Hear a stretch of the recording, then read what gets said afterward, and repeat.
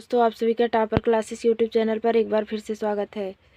तो आज हम लेकर आए हिंदी के सबसे महत्वपूर्ण निबंध, जो कि बहुत ही महत्वपूर्ण है और हर साल बोर्ड एग्जाम में यही निबंध पूछे जाते हैं। तो चलिए दोस्तों, वीडियो को स्टार्ट करते हैं।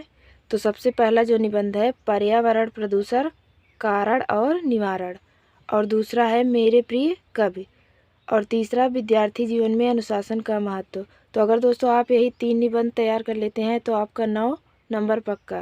तो हम एक एक निबंध को देखेंगे। तो पहला हम देखेंगे पर्यावरण प्रदूषण पर।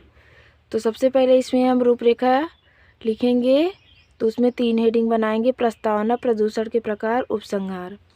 तो प्रस्तावना हम देखते हैं।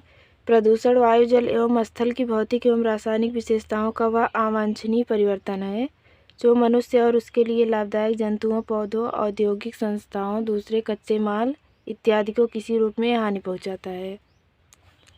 वातावरण में कुछ हानिकारक घटकों का प्रवेश हो जाने से वातावरण दूषित हो जाता है। इसी को हम पर्यावरण प्रदूषण की संज्ञा देखते हैं। तो अब हम दूसरा हेडिंग देखते हैं, प्रदूषण के प्रकार। तो प्रदूषण विभिन्न प्रकार के होते हैं। तो जिसमें सबसे पहला है वायु प्रदूषण। तो वायु प्रदूषण में विभिन्न प्रकार की गैसें एक विशेष अनुपात में उपस्थित रहती हैं।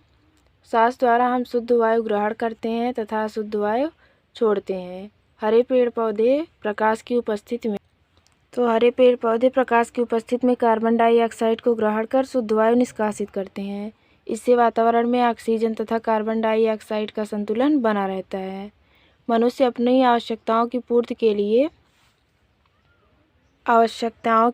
के लिए वनों को काटता है। परिणाम स्वरूप वातावरण में ऑक्सीजन की मात्रा कम होती जा रही है।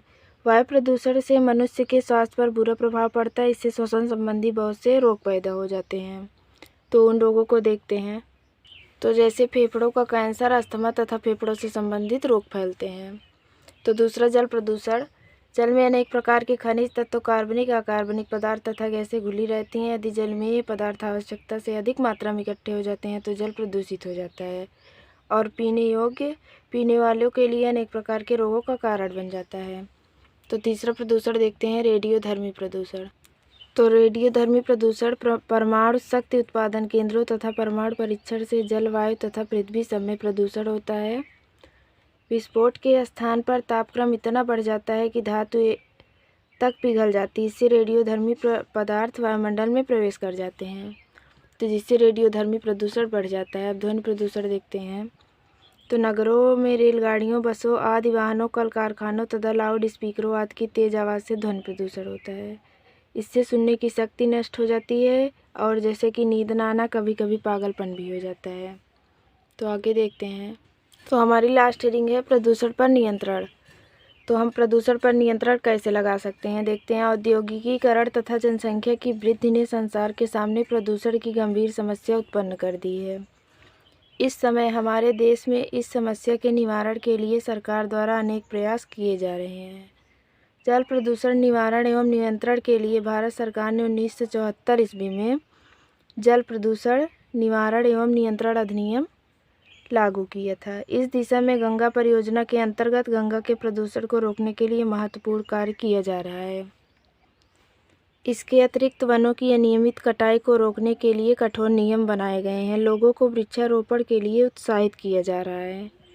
इस प्रकार हमारी सरकार पर्यावरण प्रदूषण की रोकथाम के लिए दृढ़ता से तत्पर है। तो अगर दोस्तों वीडियो अच्छा लगे तो वीडियो को लाइक और चैनल को सब्सक्राइब करें। तो आज हमने देखा हिंदी का सबसे महत्वपूर्ण निबंध।